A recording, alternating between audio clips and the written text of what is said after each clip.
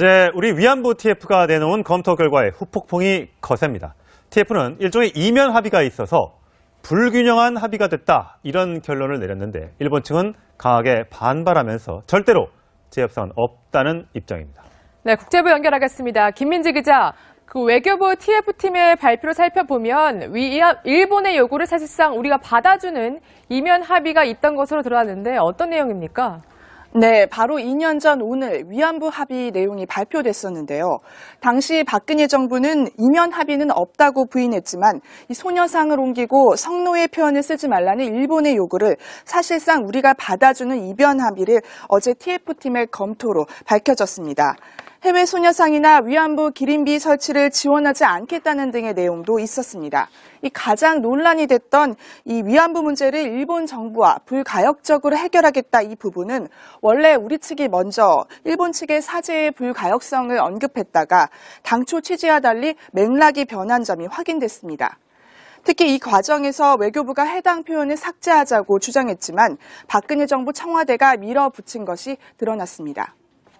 예, 불가역적 사죄냐, 불가역적 해결이냐, 이 문제 갖고 논란이 많았었는데 결국 이면 합의를 통해 좀 드러났는데, 어쨌든 그렇다 하더라도 이 외교 문서라고 하면 사실 양국 간의 합의를 이제 바탕으로 하고 비공개가 원칙인데 이게 깨졌다는 점에서 논란은 되고 있죠? 네, 그렇습니다. 이 위안부 합의 이번 한일 양국의 협상 내막 등의 이 민감한 내용이 2년 만에 공개가 된 것은 전례를 찾기가 힘든데요. 외교 문서는 문서 공개 규칙에 따라서 30년 후에 공개해야 합니다. 강경화 외교부 장관은 임무 완수를 위해 최소한의 범위 내에서 외교 교섭 내용을 공개했다며 TF의 판단을 존중한다, 이렇게 밝혔습니다. 네, 일본 측의 반응도 궁금한데 재협상은 절대 안 된다며 강하게 반발하고 있겠군요. 네, TF팀의 발표 이후 아베 총리가 위안부 합의는 1mm도 움직이지 않는다, 이런 일본 정부의 분위기가 알려졌는데요.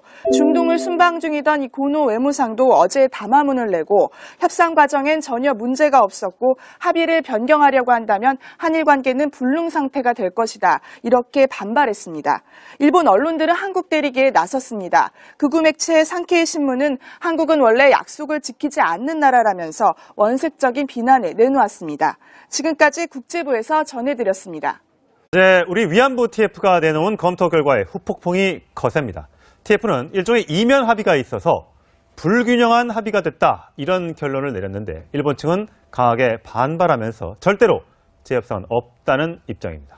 네, 국제부 연결하겠습니다. 김민지 기자, 외교부 TF팀의 발표를 살펴보면 일본의 요구를 사실상 우리가 받아주는 이면 합의가 있던 것으로 드러났는데 어떤 내용입니까? 네, 바로 2년 전 오늘 위안부 합의 내용이 발표됐었는데요.